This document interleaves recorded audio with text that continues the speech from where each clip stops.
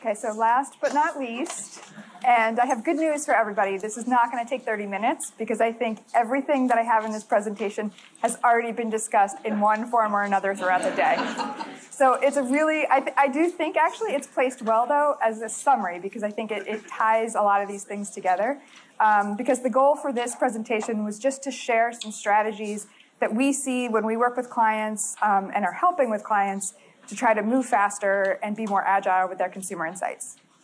So we don't need to belabor this slide about needing to be faster and work within budget constraints. I don't know a single company that isn't, doesn't have the demands of moving faster. And I think the talk this morning from Anheuser-Busch about moving their innovation cycle from 18 to 24 months down to 50 to 100 days was amazing. But everybody is faced with that. And then we've been talking all day about all of the data that there is and just trying to understand it all. But budgets don't get any bigger. And so, companies are dealing with just a lot more, and they only have the same amount of money to spend. So there's always budget constraints as well.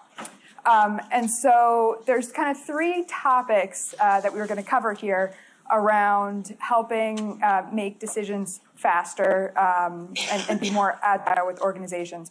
One are trends around just faster research. So different ways of doing research faster or getting to insights faster. Different ways of thinking about research processes and collaborations. And then this idea of investing in different kinds of data capabilities, skill sets within organizations, and so on. So we'll just touch on each of these briefly. And you'll start to see exactly what I was saying. All of these have been kind of sprinkled throughout the day. And so this kind of just ties it all together in one place. So a lot of these things are going to be familiar, but just this idea from a methodology standpoint. So what are some of the trends that we're doing, that we're seeing around doing the research faster? So, people have talked already about this rapid research. So rather than doing those big, gigantic quants, cutting them down, being more focused, being faster, 10-minute surveys, just what are the key questions that you need? So that's something that we're seeing a lot of, that we're doing a lot of. The thing about that is it is really fast. You can get feedback in days, but then you normally need to weave that together with other things that you're doing. A lot of times that doesn't stand on its own. Pop-up community. I actually heard someone say pop-up community. I think it was in the segmentation presentation. But that's another thing that's becoming very popular is just getting a group of like-minded either consumers, patients. I work in our healthcare practice, so it might be physicians or patients. And then using that for a lot of different exploratory things, just kind of throwing some things out into the community. You can do concept testing that way. You can do polls. You can do all kinds of things. And so that's becoming very popular these days as a way to get reaction. And then there's all kinds of different technology that you guys probably are familiar with that can help to get to insights faster. And so some examples are virtual or augmented reality.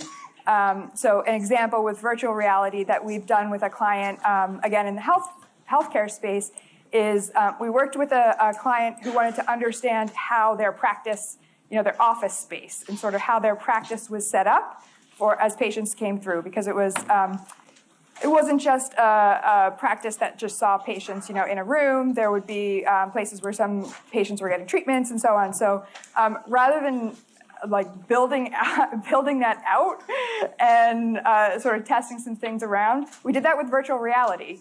And so I don't know if people have experience with that in business. It's still a bit clunky. It's still a bit awkward, but I think there's a lot of possibilities there. But that was a much faster and cheaper way to experiment with some different situations. So there's all kinds of things happening just to get to the insights faster. And so then this idea is, we touched on earlier today as well, the Agile and Sprint way of working. And so this is something that we're seeing, again, a lot with different companies. And we work with our clients this way as well. And so we call it collective innovation because, again, I think somebody had a couple of different books, a couple of different ways, and we all put our own different spin on it. But I do think it's something that really kind of changes the way we've been working, and it does yield really good results at times. And so really the process around this collective innovation, the philosophy is getting all the right stakeholders together, having data, but being really iterative and really kind of working in a much faster way. And so, it works in a cycle. And so many of you, I think, are probably already familiar with these concepts, but you build, you test, you learn, then you build again, and then you test and you learn. And it's very iterative. And I think, again, the key to making this work is that you have the right people working together. And so it's much more collaborative. And so it's not different parts of the company working in silos like they have in the past, where there might be, marketing with marketing research, partners kind of working on their marketing stuff, and then at some point they hand it off to like sales or to trade, or that kind of thing. It's really kind of working in a much more collaborative way so that you have all these diverse viewpoints. And it's also thinking beyond the companies. And so the case that I'll mention in a minute, I'll share a little bit more about that. But this idea is that there's different kinds of sprints. So there's the discover sprint. And so this can happen, even within a week, where you're really just doing some exploratory work, trying to discover. And so that might look like, an insight crafting workshop or a studio setup. And then you do some quant testing really quick, and then you have like a debrief day where you're learning, and then you move directly into the develop sprint, where you have, again, like a build session, you test it, and then you learn. And as you sort of develop down the sprint paths, they do take a little bit more time because you're trying to move yourself along in the development cycle. So an example, in healthcare, we don't really have the luxury of getting from blank page to launch ready in healthcare, given the drug development cycle. It takes years and years and years to go through clinical trials, and there's a lot of regulatory and things. But where we can employ this is some complementary materials. So an example where we worked with a client in this area was for a complementary app that went along for patients to help patients manage their condition more thoughtfully, and to provide tools and so on. And so that was an example that we were able to use. And with that, we had a really collaborative team that was not just the commercial team and the research team, but it also had a design component, a designer, an app developer. And so it had people that were coming with it in different vantage points, so that they could move quickly into the next stage. Because if you don't have everybody at the table, then you get sort of stuck, and that takes time. So, okay. And so then my last section, again, I'm moving very quickly because I feel like we talked a lot about these things already, is this idea of data capabilities and integrating various data sets. We saw a number of different examples today around that. And so, that is really, I think, a big thing going on right now to just leverage and get more out of what you already have to get into the insights faster. And so it's, curating multiple data sets, it's fusing different data sets together. And so a lot of things that we do right now will be things around, primary market research. So maybe you're doing some, awareness or usage tracking. Then you're also doing some message testing and advertising effectiveness. And then there's the sales component. And so how are you fusing all of these data sets to get to a richer view overall in terms of delivering against the strategic imperatives of the clients? And so it's really tying all of those different pieces together that we do a lot of, and is really common right now. And so then, and we saw from some of the presentations earlier today too, just even broader data sets beyond that. And then, I think in closing, again, very, very quickly moving through this, so this idea of faster research, so different ways of doing research just faster. So modularizing things,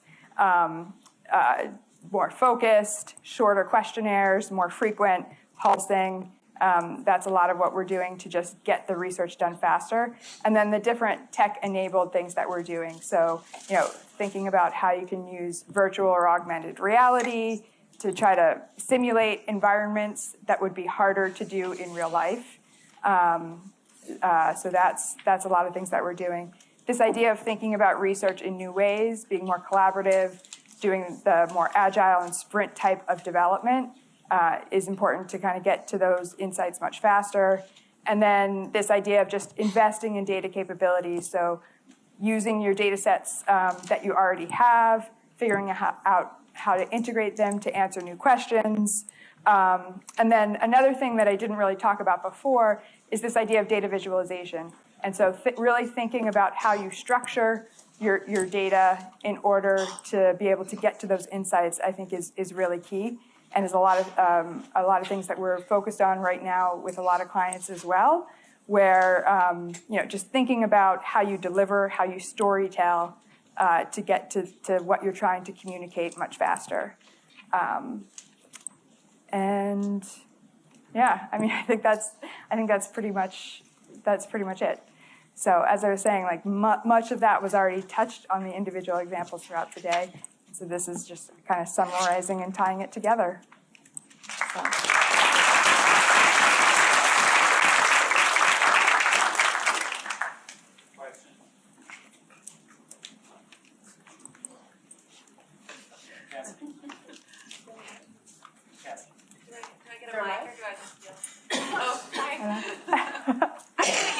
If you repeat the question, Okay, sure. I was interested in, is it on? Hello. Yikes. Okay. So I was interested in the different phases of your sprints and how you recruit for those. Do you try to get like the same type of folks, like same representation? Do you use the previous phase to build on your screener for the next phase? Like, how do you approach that? We usually, so from lane to lane, we're not going to the same people. But we would recruit for the same types of people, unless there's something in the iteration that, has sort of changed how we're thinking about the overall development. There are different components though, like where within a lane, you might do iterative work with that same group. And so do some like quant testing and then some follow-up like recontacting or qualitative to try to understand a little bit deeper. Cool.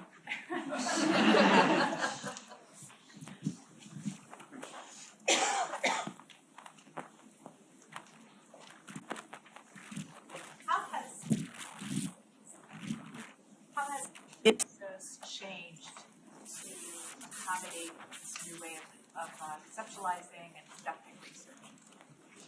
Can you repeat the question since Yes. I can't hear The her? question was, how has Ipsos changed to accommodate new ways of doing research? So all of the things here that I'm talking about are things that Ipsos is doing. One of the elements too that sample person had mentioned as well, and so we also now have a DIY tool to kind of do things faster. So we're kind of expanding that service perspective as well. But yeah, all of these things are all things that Ipsos are actually doing today. So I don't know if that was where you're coming from with your question, or How the organization and how you operate as a supplier of research, did that need to change at all to adapt?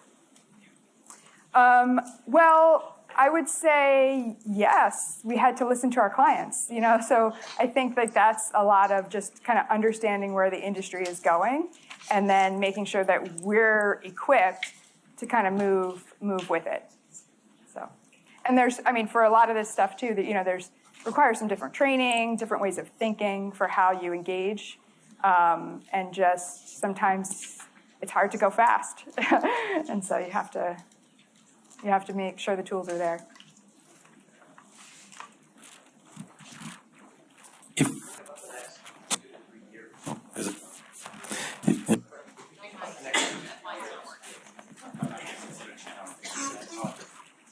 we think about the next 2 to 3 years, where do you see there's still opportunity, there's still room to improve the cycle time or make things just faster, better, versus the areas that maybe we're already at the bone and we can't really cut anymore? Where do you think there's areas that still can be improved and speed up?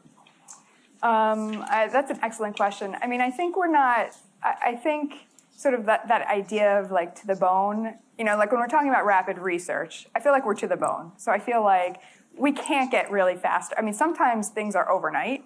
You know, I feel like you can't get faster. But I think with those types of things also, it's not as in depth. And so that's also where I was kind of talking about, you need to weave things together. And so I don't think we've completely gotten to where we can, where you sort of get everything that you need to, or you used to get out of that long process in a week, you know? And so like, I think, and I don't know if we'll ever get that fast, because in the end, and I feel like this came up at some points, at some point humans still need to think, and they need to be able to internalize, and they need to be able to draw connections, and that still takes time, you know? So I think we're building this expectation of sort of instant gratification, and to some extent, and that just puts pressure on everyone.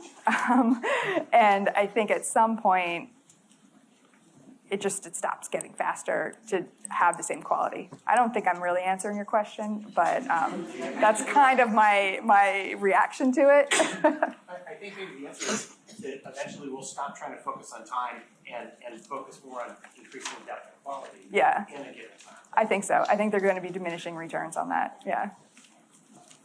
Hi. I just wanted to make sure that I understood your sprint cycle. Is the speed increased by the fact that it looked like you didn't have reporting in each of the phases? Is it pretty much like a workshop debrief at the end and then moving on? It is much more workshoppy. Yeah. Okay. Definitely much more workshoppy. You align on next steps, and then you go to the next steps. Okay. So it's not about presentation creation or storytelling. You have everybody in the room, you agree, and then you move.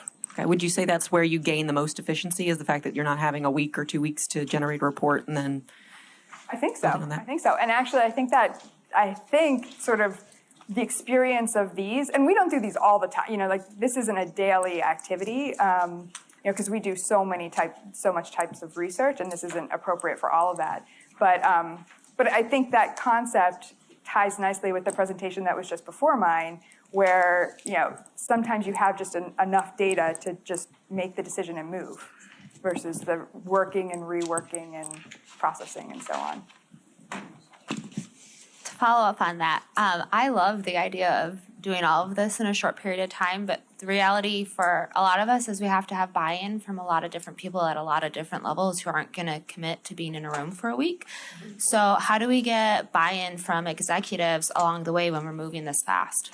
Yeah, I think that's an excellent. I think that's an excellent question. And if you don't have that buy-in, then it will slow you down, because ultimately, you know, if you don't have people who can make the decisions to move it on, then you're sort of stuck at that point and you lose the concept.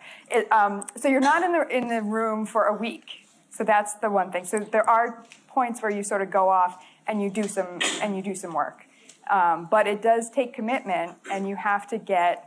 I think when this works, and when the buy-in has come from leadership, it's tying it to the outcome. And I think, again, the story this morning around some of the things that Anheuser-Busch are doing, you know, he talked, I think, about sprints or scrums or something, but then that I week, or whatever that was called, I don't even know if he's still here,